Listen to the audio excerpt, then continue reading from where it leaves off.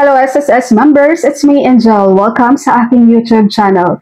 Sa video na ito pag-uusapan po natin ano-ano ba yung mga sakit or injury na maaari natin i-apply sa SSS disability benefits. Magiging monthly pension po ang makukuha mo sa SSS kapag si member ay meron pong at least 36 months na contributions sa SSS bago ang semester ng kanyang disability. Lump sum naman ang makukuha ng isang member kapag meron lang siyang less than 36 months na contributions.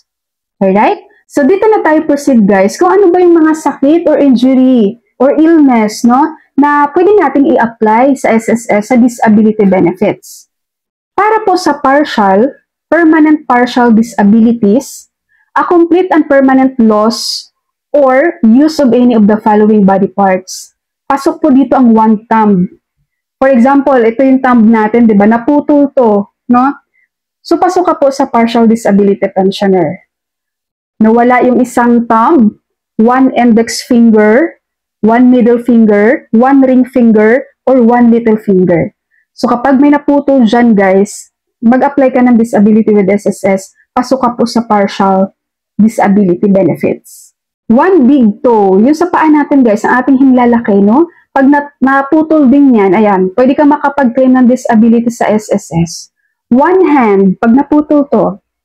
One arm, yan, pag nawala yan. One foot, one leg, one ear, both ears, hearing of one ear, hearing of both ears, sight of one eye. Hindi na makakita yung isang mata mo. Pag hindi na makita yung isang mata mo, mag-apply ka ng disability with SSS. Pasok ka doon sa partial disability pension.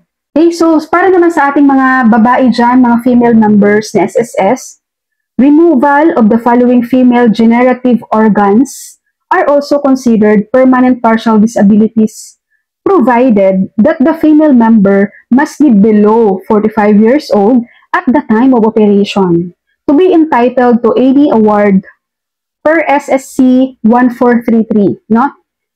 Loss of uterus alone. Pag nawalan kayo inoperahan kayo guys, tinanggalan kayo ng isang uterus, di ba? Kapag pasok kayo sa below 45 years old na nangyari yan, ang iyong operation, mag-apply po kayo ng disability kay SSS. Loss of uterus and one ovary. Ang dami dito mga babaeng inooperahan sa ovary, di ba? Loss of uterus and both ovaries.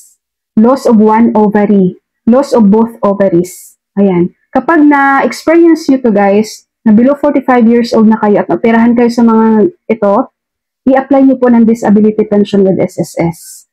So yun po sa partial. Pagdating naman sa permanent total disability guys, a complete and permanent loss of the following. Complete loss of sight of both eyes. Hindi ka na makakita, parehong mata. Loss of two limbs at or above the ankles or wrist. Permanent complete paralysis of two limbs. No, yung sa paa natin guys.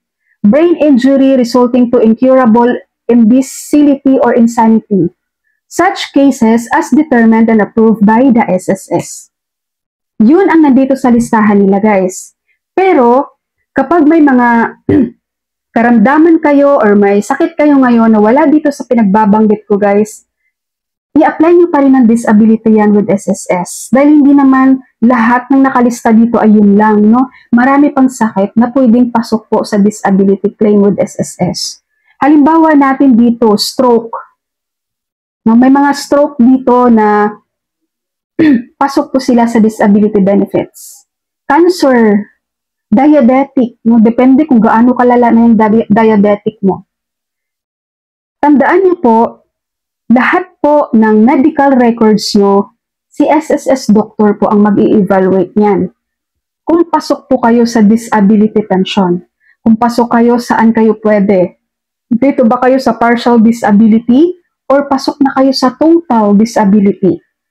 Pag sinasabi nating partial guys ha, kapag pasok ka sa partial disability pension, meron lang certain period kung ilang months yung marireceive mong disability pension with SSS. Dahil ibig sabihin, pag sinasabing partial, kung ano may naramdaman mo ngayon, ano may yung injury mo ngayon or illness mo ngayon guys, hindi pa yan makakasagabal sa trabaho mo.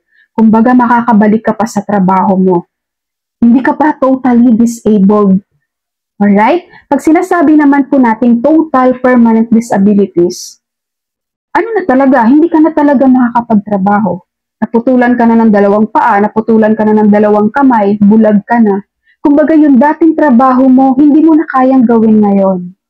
Wala nang tatanggap sa'yo dahil hindi ka na makakapagtrabaho ng maayos.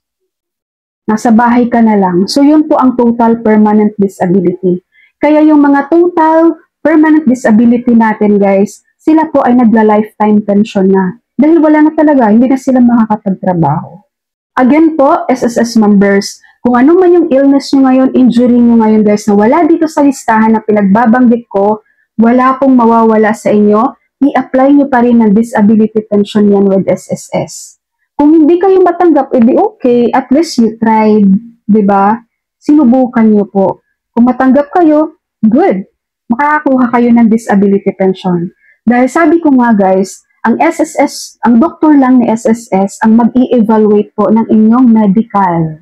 Alright po, SSS members, that's all for my video for today. Thank you so much for watching everyone. God bless you all.